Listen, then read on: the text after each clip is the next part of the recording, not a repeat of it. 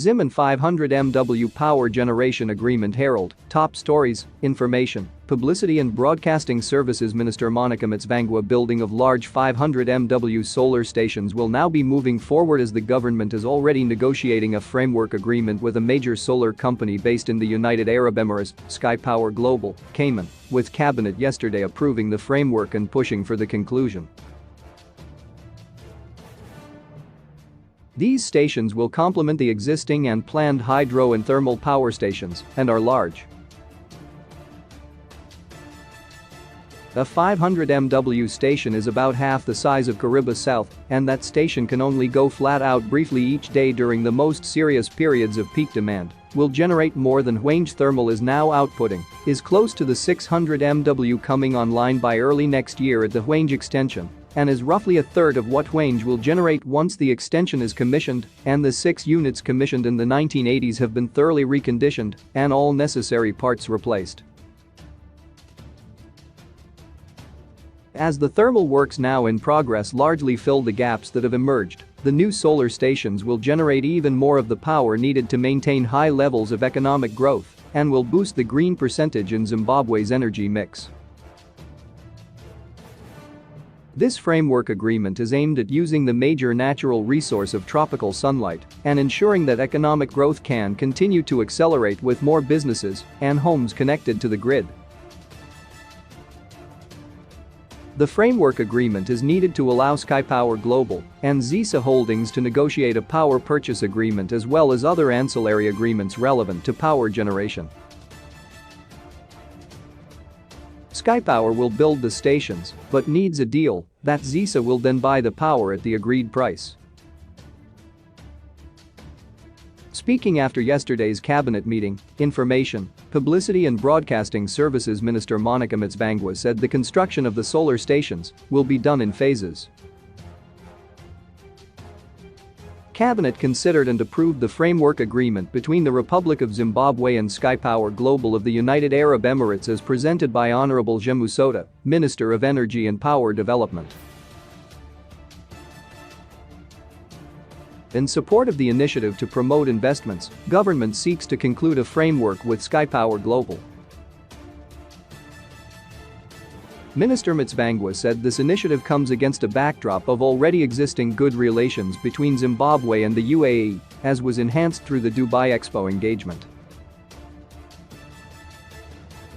Sky Power has earned the enviable track record and global recognition as one of the largest and most successful independent power producers that develops, finances, builds, owns, and operates large solar stations across the globe totaling 25,000 MW.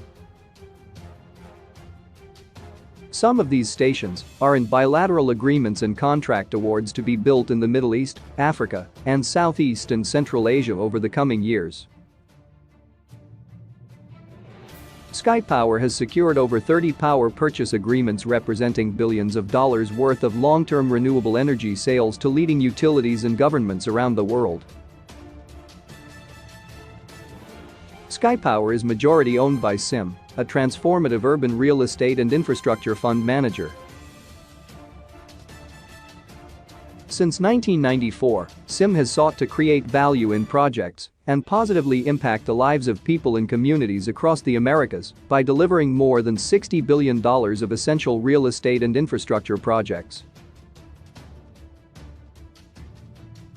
The Sky Power Global Framework Agreement comes after the Hwange Electricity Supply Company, a joint venture set up to build and run the 600 MW extension to Hwange Thermal Power Station, was recently allowed by Cabinet to enter into long-term contracts with coal suppliers, a move designed to allow the mines to get the long-term bank financing they need to expand production. Coal suppliers have been on shorter-term agreements, typically for 1 year with the Zimbabwe Power Company for fueling the old sections of Hwange Thermal and the small thermals. But the suppliers need to unlock cheaper long-term financing to invest in critical equipment such as conveyor belts and expand output to meet the demand of the new station.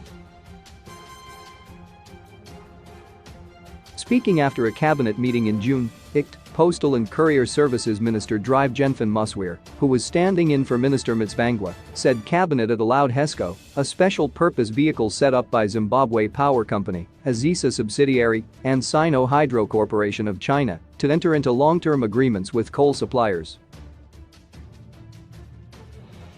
ZPC holds 64% of the HESCO shares while Sinahydro, the contractor, has a 36% stake.